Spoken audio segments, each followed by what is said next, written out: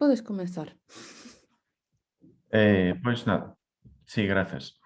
Pois o obxecto da presente charla é a fala de Xálima, que é un xeolecto que pertence ao grupo galego-portugués das linguas románicas peninsulares.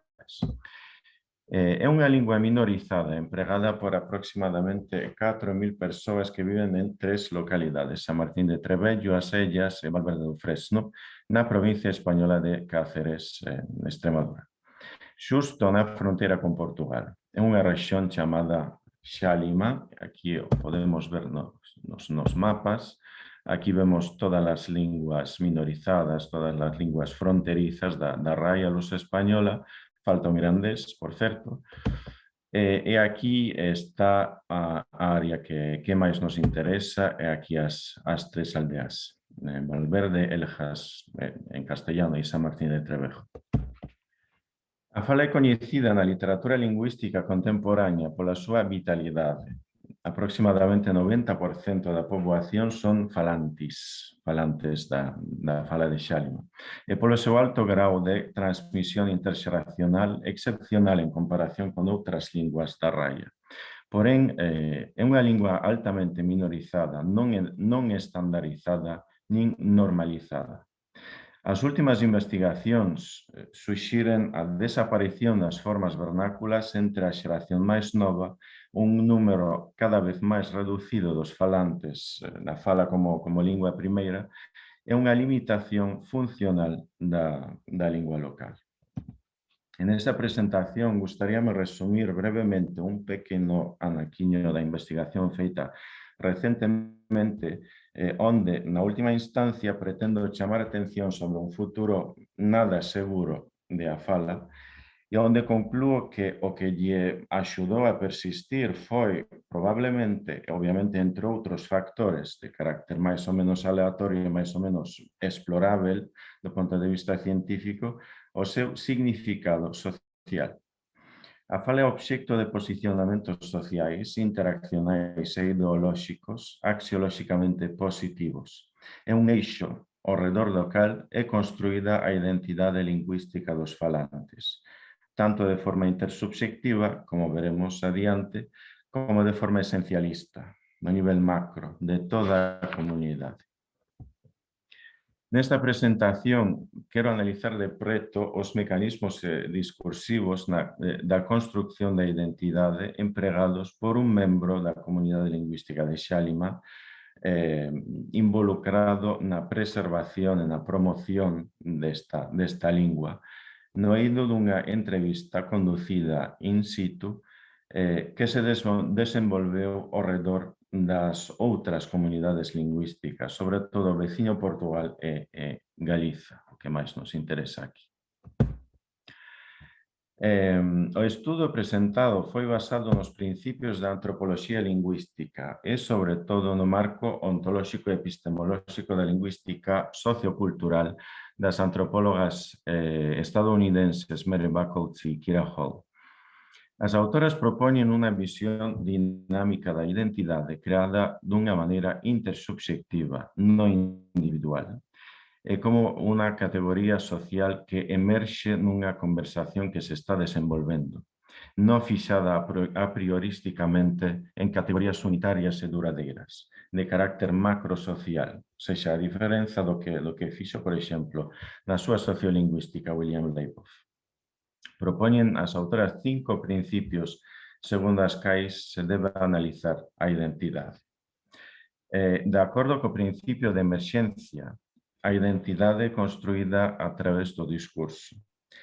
É na interacción onde gaña o seu significado social. O principio de posicionalidade determina a identidade como negociada ao nivel local, no sentido espacial, cultural e cronolóxico. Desta forma, somos capaces de ver os procesos sociais que teñen lugar entre os actores sociais individuais. A identidade ten tamén un carácter relacional. É unha categoría social que obtén significado na configuración intersubxectiva e interaccional dunha conversa en desenvolvemento. Hai 3 subtipos de relacionalidades, en entrar en pormenores, que se construen ao redor de tres eixos epistémicos: adecuación, distinción, autentificación, desnaturalización e autorización, deslegitimación. O principio de indexicalidade determina a función semiótica de algúns elementos lingüísticos que, a miúdo de forma indirecta, apuntan para certas categorías sociais. E o último principio de parcialidade subliña a natureza moitas veces non cohesiva das construccións identitarias. As representacións intersubxectivas, por exemplo, ideolóxicas, esculpidas durante as interaccións, son parciais e efémeras, son temporais, locais e contextuais. É unha forma constructivista e antiesencialista de entender o proceso identitario, onde a axencia é parcial e distribuída entre todos os interlocutores.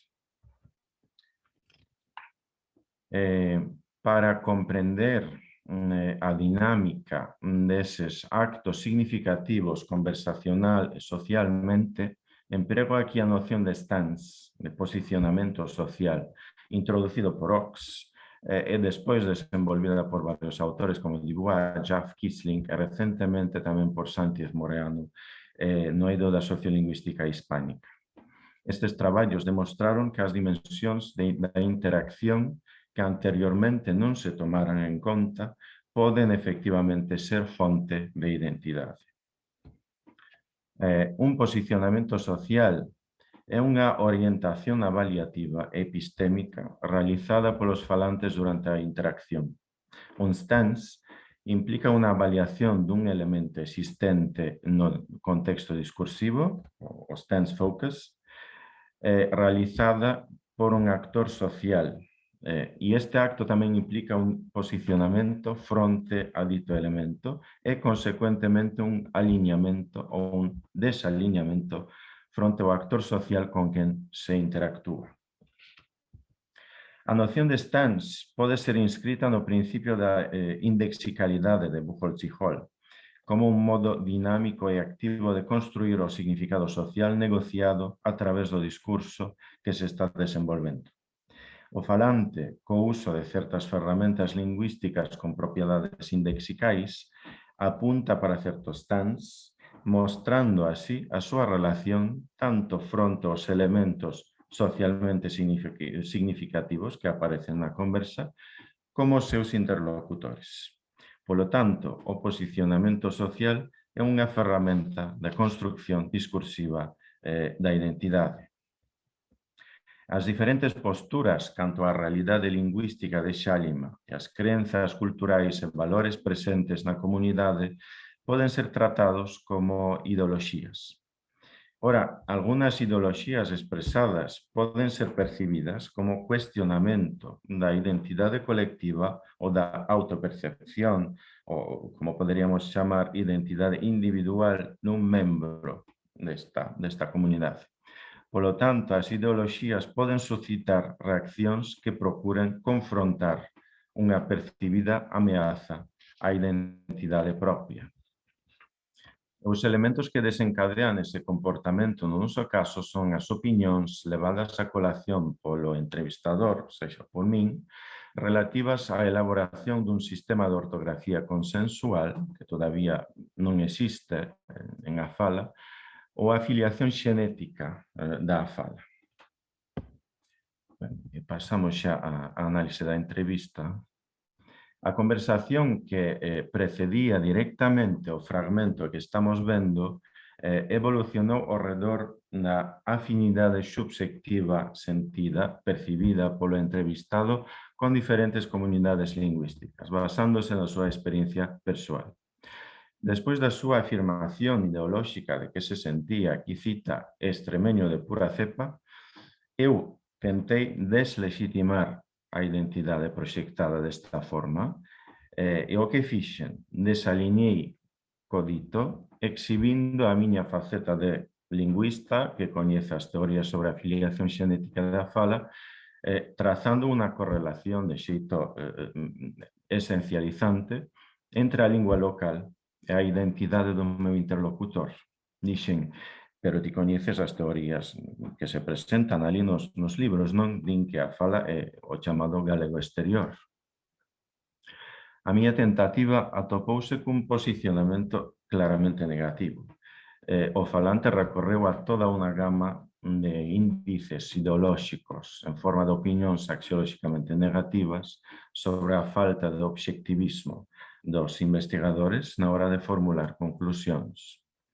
O entrevistado dixo: ninguén foi capaz de probar cal é a súa orixe, pois dependendo de como mires ou como queiras miralo, podes enfocarte niso ou naquilo.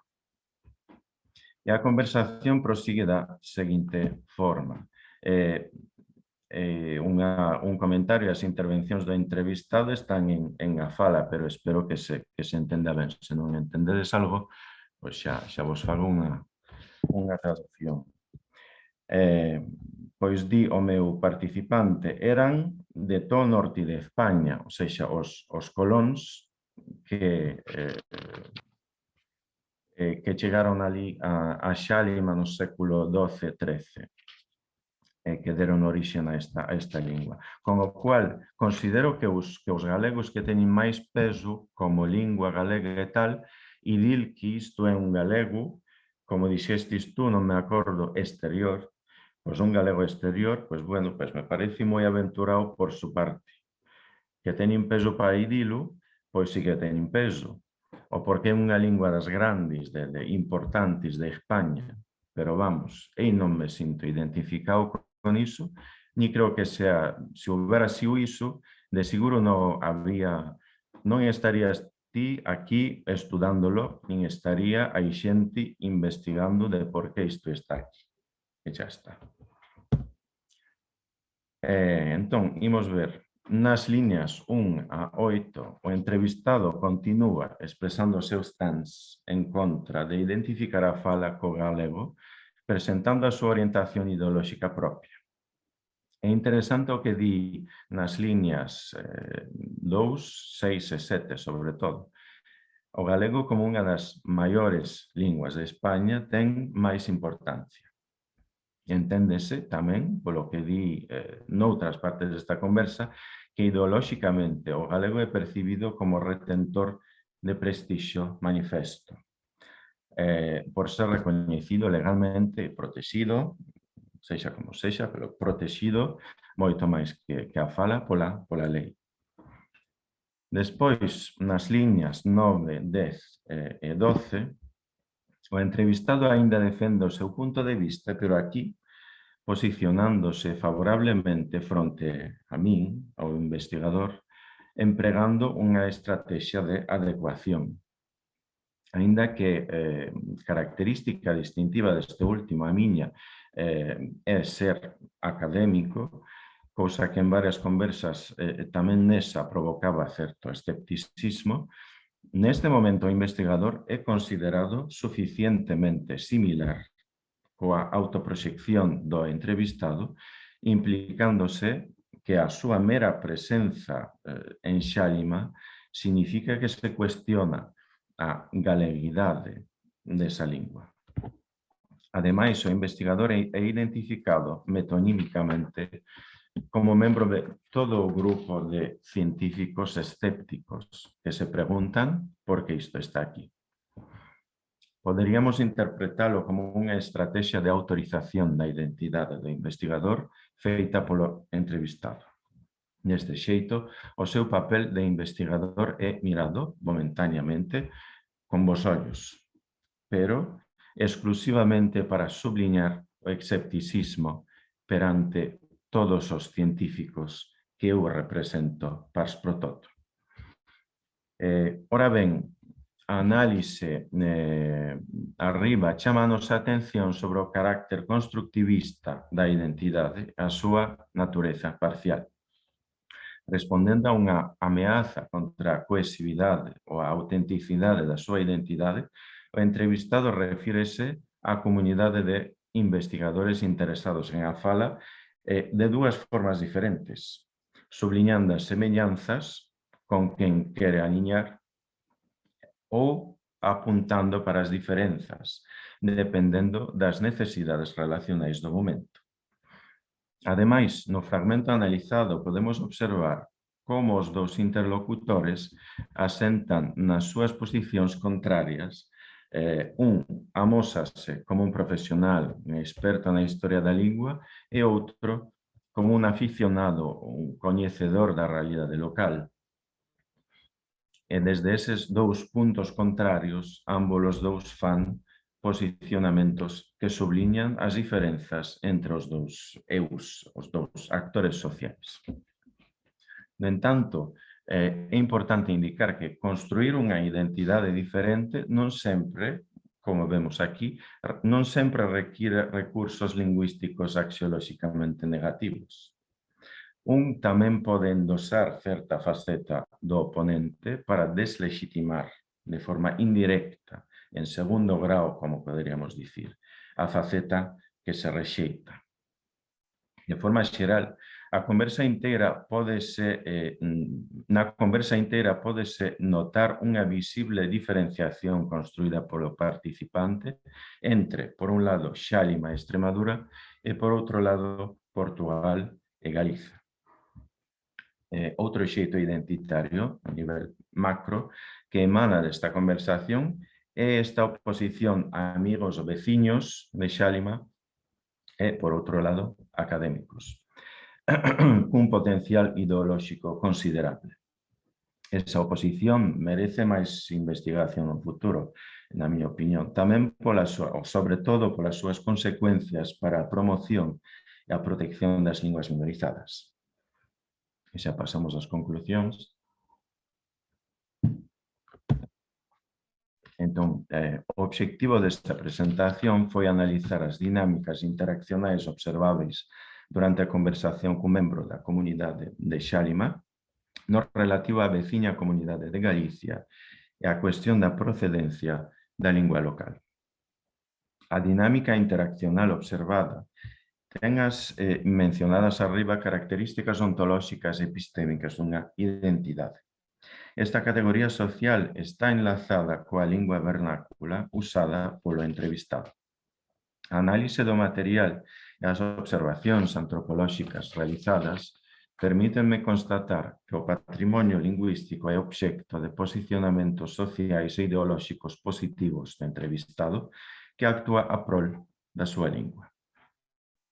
A través das observacións feitas, podemos tamén comprender as dinámicas interaccionais específicas cando a identidade demostra a súa natureza emerxente. E cando un actor social non se conforma coa categoría social a que está sendo adscrito por outro interlocutor. O principio de posicionalidade da identidade é evidenciado cando adoptamos un punto de vista antropolóxico sobre a comunidade estudada. Dámonos conta de que as categorías socialmente significativas empregadas polo entrevistado non poderían ser adscritas a ningunha outra macrocategoría utilizada tradicionalmente pola sociolingüística. Sen considerar este trasfundo histórico, político, dialectolóxico, sería imposible entendermos as dinámicas sociais existentes aquí nesta conversación, existentes en Xálima.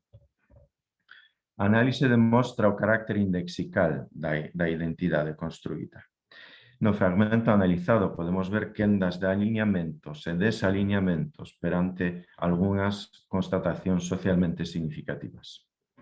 As estrategias relacionais de adecuación e distinción aparecen cando unha identidade interaccional está sendo presentada como suficientemente similar ou diferente da identidade do outro interlocutor. Para presentala así, son suprimidas temporalmente outras facetas socialmente significativas que poidan deformar a imaxe dun actor social semellante ou distinto que se queira proxectar. Encontramos aquí tamén estrategias de autorización e deslegitimación. A través dunha presentación metonímica como parte dunha estructura social maior e de prestixio, un falante pode afirmar ou rexeitar algunhas construccións identitarias momentáneas. Podemos ver, finalmente, que a lingua local xunto co seu contexto socialmente significativo de natureza diversa, é un factor importante para unha identidade construída interaccionalmente. A fala pode ser empregada como ferramenta para demostrarse preto o distante, semellante o diferente, pero o dominio referencial permanece claro e nítido. É a lingua, é a fala. É a fonte e o obxecto da construcción social, é a fonte e o obxecto da identidade. E con iso remato. Moitas Moitas grazas pola vosa atención.